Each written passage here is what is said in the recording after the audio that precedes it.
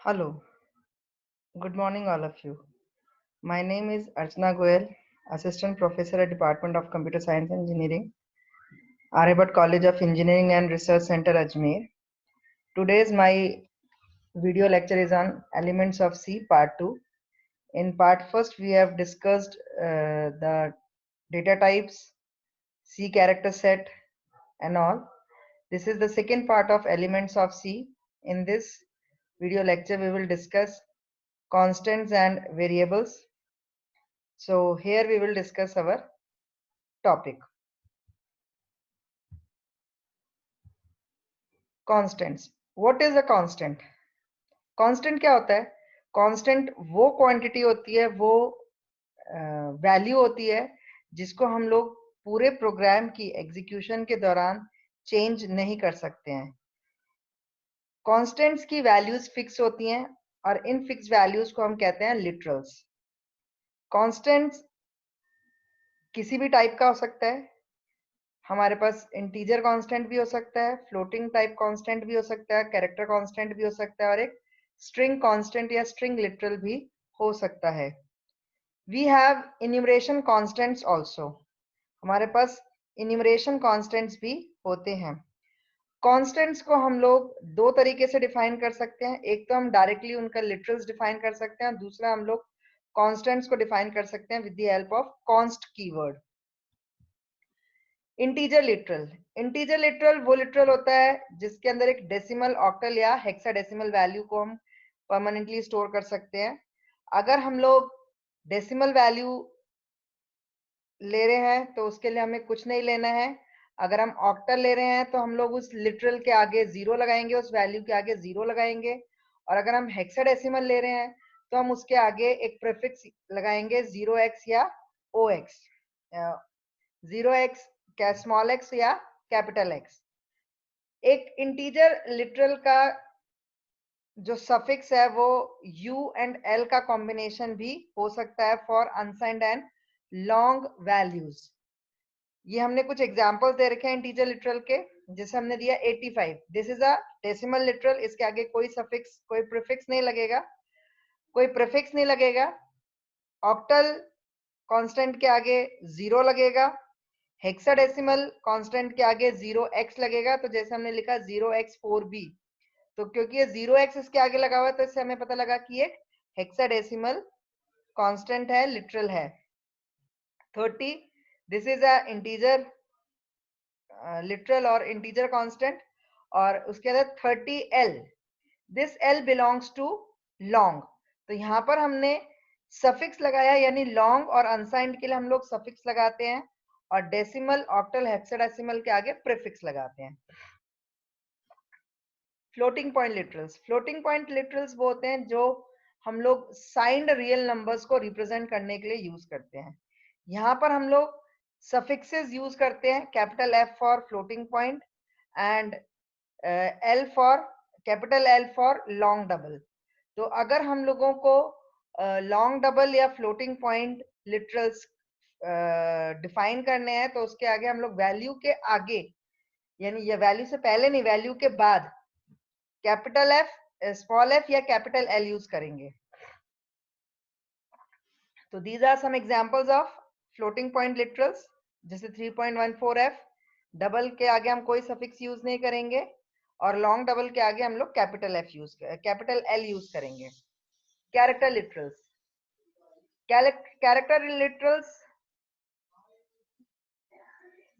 Literals वो होते हैं जो सिंगल कोट्स में एनक्लोज किए जाते हैं. यानी किसी भी कैरेक्टर लिटरल को डिफाइन करने के लिए हमें एक सिंगल कैरेक्टर को सिंगल कोट्स में एनक्लोज करना पड़ता है. जैसे एग्जांपल, हमने x को एक कैरेक्टर लिटरल बनाया तो x यहाँ पे हमारे पास एक कैर टाइप का कैरेक्टर कांस्टेंट है. Character literal can be plain character, simple character हो सकता है, एक एस्केप सीक्वेंस हो सकता है जैसे /t /n एंड ऑल, और एक यूनिवर्सल कैरेक्टर भी हो सकता है जैसे 0 to CO.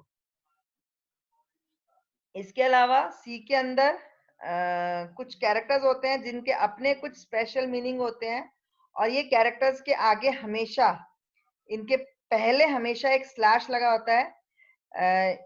जैसे न्यू लाइन के लिए /n और टैब के लिए /t। These are also character literals.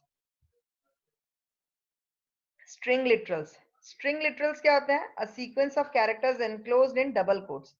यानी कि सिंगल कैरेक्टर की बजाय हमारे पास मल्टीपल कैरेक्टर्स का एक सेट है और उसको जब हम डबल कोट्स में एनक्लोज कर देते हैं तो वो हमारे को बन जाता है स्ट्रिंग लिटरल्स।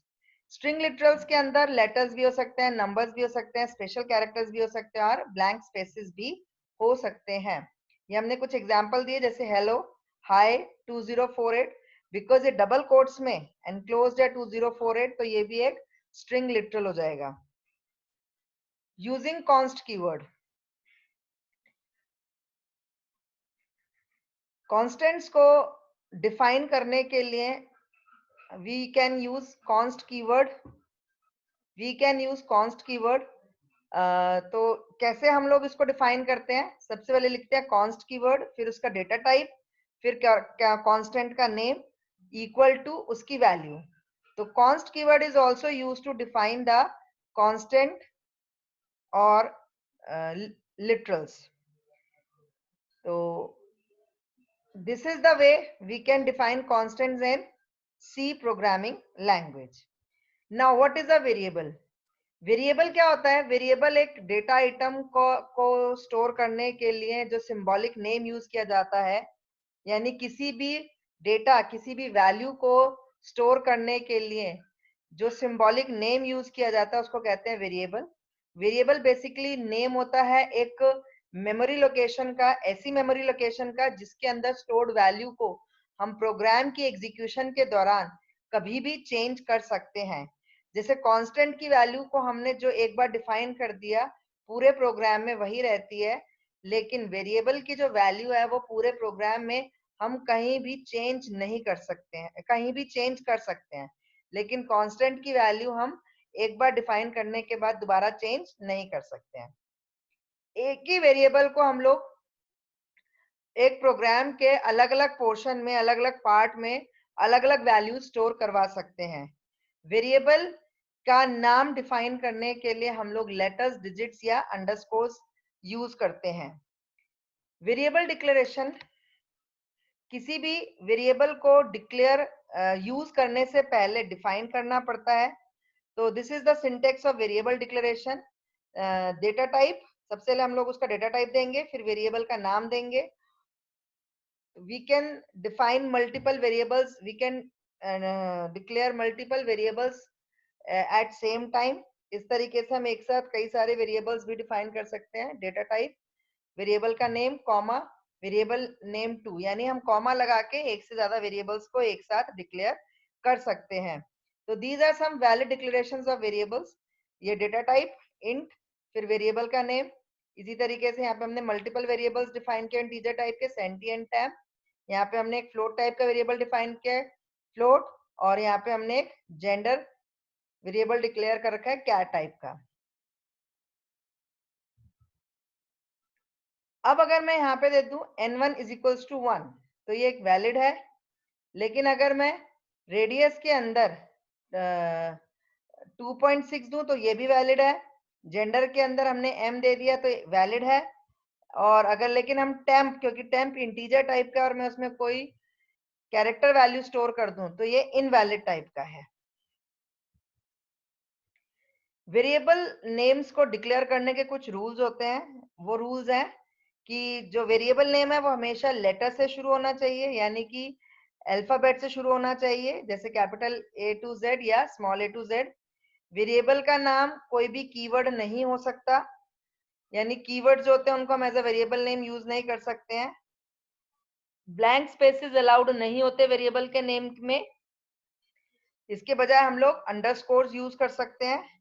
वेरिएबल का नेम केस सेंसिटिव होता है, जैसे मैंने यहाँ पे दिया कि टेम्प कैपिटल में और टेम्प स्मॉल में, ये दो अलग अलग वेरिएबल्स हैं। No two variables of the same name are allowed to be declared in the same scope. इसका क्या मतलब है?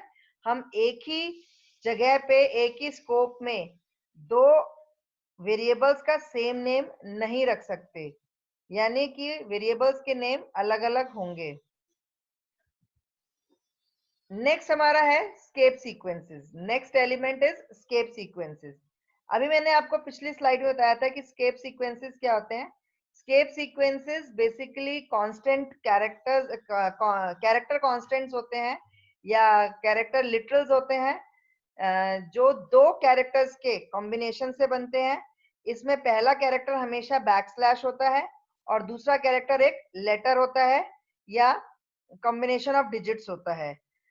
स्केप सीक्वेंस एक नॉन प्रिंटिंग कैरेक्टर है, यानी कि ये कैरेक्टर डायरेक्टली स्क्रीन पर प्रिंट नहीं होता, उसकी बजाय एक एक्शन परफॉर्म करता है। तो यहाँ पर कैरेक्टर का combination consist of back slash followed by a letter और by a combination of digits. हर सीक्वेंस का अपना एक स्पेसिफाइड एक्शन है, जैसे कैरियज रिटर्न मतलब enter, back space, line feed और move cursor to the next line. These are some of the escape sequences used in C programming language। जैसे यहाँ पे स्लैश ए स्केप सीक्वेंस है। ये alert sound के लिए, ये एक बीप साउंड देता है जब प्रोग्राम के कंप्यूटर के अंदर हम कोई सी प्रोग्राम एग्जीक्यूट करते हैं और हमने स्लैश ए यूज किया हुआ है, तो this will produce an alert sound.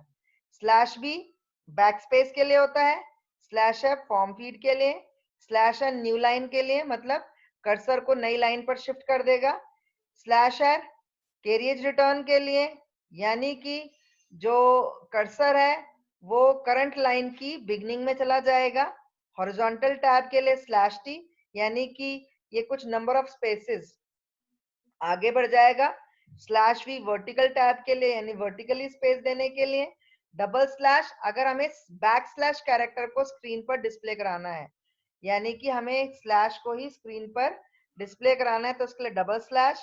Slash single quote to display the single quote character on the screen, slash double quote to display a double quote character on the screen, slash question mark to display question mark on the screen, और slash zero होता है नल character के लिए, यानी कि ये एक string के एंड को रिप्रेजेंट करता है। So this is all for today. Thank you so much.